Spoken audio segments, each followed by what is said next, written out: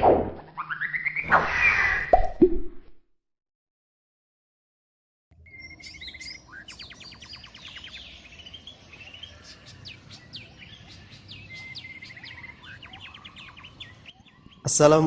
warahmatullahi wabarakatuh. Alhamdulillah wassalatu wassalamu ala rasulillah wa ala alihi wa sahbihi wa man walah wa la hawla wa la quwata illa billah. Sahabat-sahabatku yang semoga dirahmati oleh Allah Subhanahu wa ta'ala, pernah nggak kita membayangkan bagaimana nikmat dan indahnya surga Allah Subhanahu wa ta'ala? Allah Subhanahu wa ta'ala menciptakan dunia dan alam semesta ini begitu indah. Dan kita bisa lihat bagaimana gunung-gunung tinggi menjulang yang begitu indah, pantai-pantai dengan pasir putihnya yang begitu indah. Tapi segala sesuatu tentang keindahan di muka bumi ini yang pernah kita lihat tidak sebanding dengan keindahan surga Allah Subhanahu wa ta'ala.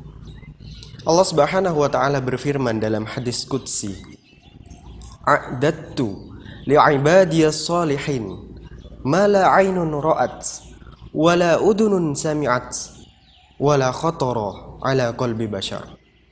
Kata Allah Subhanahu wa ta'ala, "Aku telah siapkan bagi hamba-hambaku yang saleh kenikmatan surga yang tidak pernah terlihat oleh mata manusia. Bahkan wala udunun sami'at, bahkan tidak pernah terdengar oleh telinga manusia. Sebagus apapun orang mengisahkan tentang keindahan surga, tetap tidak akan pernah bisa menggambarkan keindahan surga yang sesungguhnya."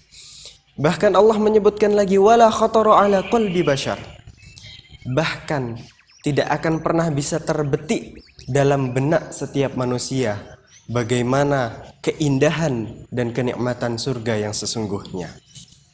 Allah juga menggambarkan begitu banyak kenikmatan dan keindahan surga di dalam Al-Quran, agar kita terbayang, agar kita termotivasi untuk mendapatkan kenikmatan dan keindahan tersebut. Namun tetap, karena begitu indah dan begitu nikmatnya surga Allah Subhanahu wa ta'ala, kita tetap tidak akan pernah bisa membayangkan keindahan dan kenikmatan surga yang sesungguhnya. Sebagaimana firman Allah Subhanahu wa ta'ala dalam Quran surat Muhammad ayat yang ke-15, "Fiha anharum min ma'in ghairi asin wa anharum min labanin lam yataghayyar ta'muh wa anharum min khamrin ladzatin lisyaribin wa anharum min asalin musaffa walahum fiha min kulli samarat wa maghfiratum min rabbihim."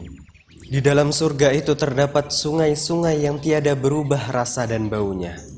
Terdapat sungai-sungai dari air susu yang tidak akan berubah rasanya. Wa anharum min khamrin ladzatin lisyaribin.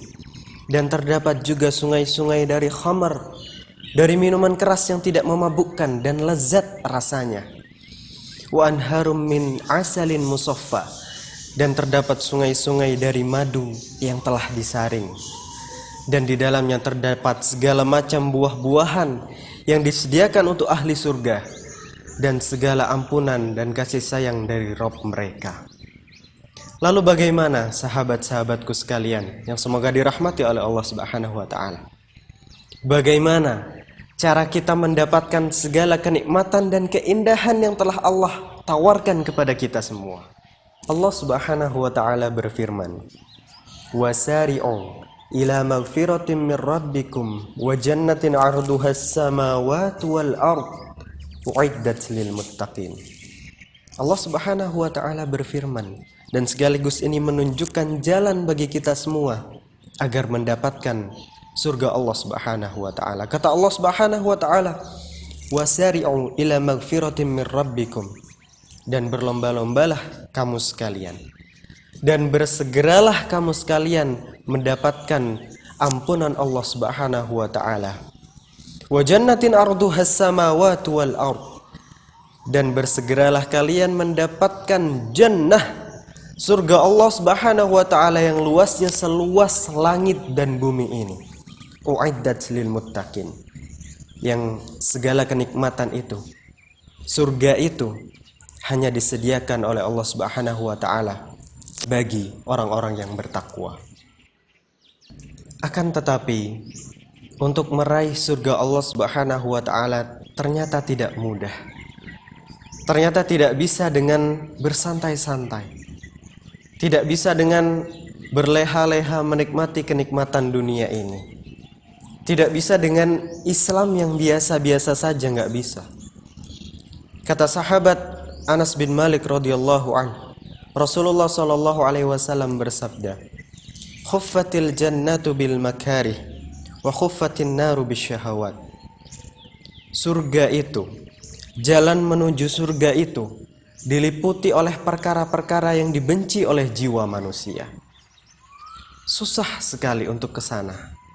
Kita harus puasa, kita harus sholat, kita harus mengamalkan segala macam ibadah yang begitu banyak. Belum lagi yang sunnah-sunnahnya. Harus ada yang kita korbankan. Harus ada tenaga dan segala jerih payah yang keluar. Wa khuffatin naru bisyahawat. Dan neraka itu, jalan menuju neraka itu diliputi oleh kesenangan-kesenangan jiwa manusia. Segala macam hal yang diharamkan oleh Allah Subhanahu wa taala rata-rata disenangi oleh jiwa manusia. Maka itulah sahabat-sahabatku yang semoga dirahmati oleh Allah Subhanahu wa taala. Memang harus ada yang kita korbankan. Kalau kata pepatah, cinta itu butuh pengorbanan. Kalau benar kita cinta kepada Allah Subhanahu wa taala, maka apa yang sudah kita korbankan untuk Allah Subhanahu wa taala? Barakallahu fikum. Wassalamualaikum warahmatullahi wabarakatuh.